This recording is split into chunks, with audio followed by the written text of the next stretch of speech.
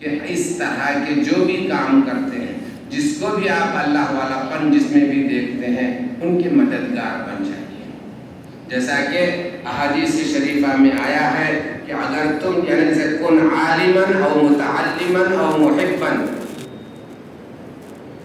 کہ تم یا تو علم سیکھنے والے بنو یا علم سکھانے والے بنو، یا نہیں تو علم والوں کے ساتھ جو ہے نا ان کو پسند کرنے والے بن جاؤ، ان کو اچھا سمجھنے والے بن جاؤ۔ تو یہ بھی جو ہے نا اللہ تعالیٰ کے پاس نیکی کی نشانی ہے، ان کو چاہنا بھی نیکی کی علامت ہے۔ تو کم از کم اگر میں اور آپ دین کے کاموں میں مصروف نہیں ہیں، اس طرح کی سرگرمیوں میں اور آپ اپنے آپ کو مصروف نہیں کر سکتے، تو ایسے لوگوں کا ساتھ دیجیے، ایسے لوگوں کی مدد کیجیے، ایسے لوگوں کے مددگار بن کیجیے، کسی بھی انداز میں ہاتھوں سے، زبان سے، مال و اسباب سے جن کو عطا فرمایا ہے۔ اور میں آپ کو ایک بہت اہم بات عرض کروں، ہم سمجھتے ہیں کہ جو ہے نا کہ دینی تعلیم میں جو ہے نا پیسہ لگانے سے کیا فائدہ۔ بزرگان دین نے فرمایا، احادیث شریفہ میں اس کا جو ہے نا ذکر ہے کہ ایک درہم جو دین کی تعلیم میں جو لگایا جاتا ہے، اس ایک درہم کے جو دینی تعلیم کے علاوہ میدانوں میں لگایا جاتا ہے، 1000 گنا زیادہ بہتر ہے۔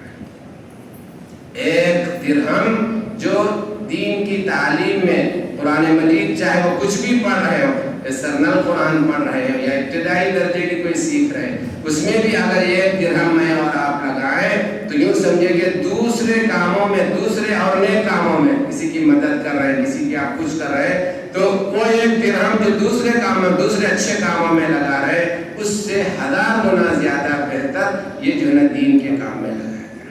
کیوں؟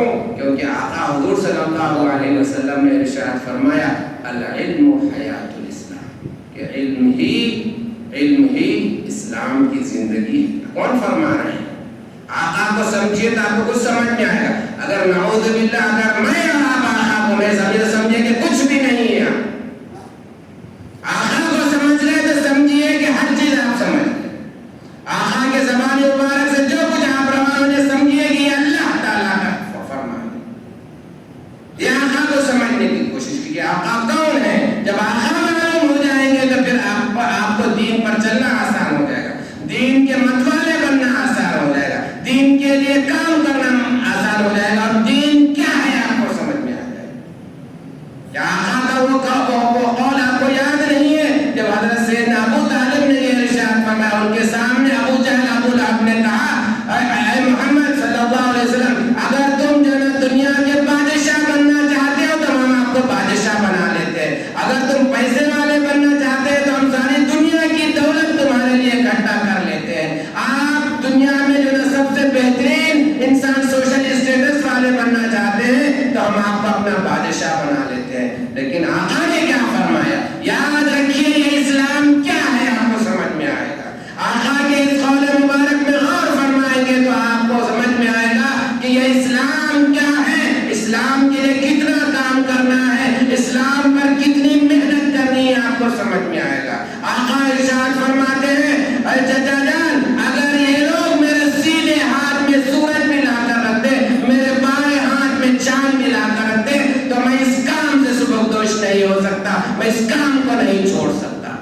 سمجھتے ہیں آپ اسلام کیا چیز ہے؟ اسلام کی دعوت و تبلیغ، اسلام کے کاموں میں مصروف رہنا، اسلام کے کاموں میں اپنے اوقات لگانا،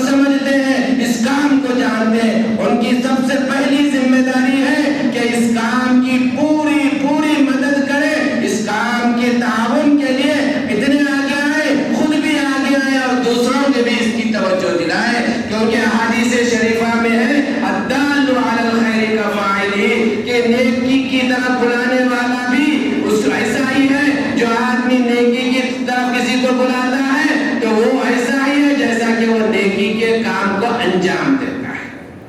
تو اتنی ساری ہمارے لیے خوشخبریاں، اتنی ساری بڑی بڑی اور اچھی اچھی باتیں آقا نے ہمارے لیے ارشاد فرما دیا۔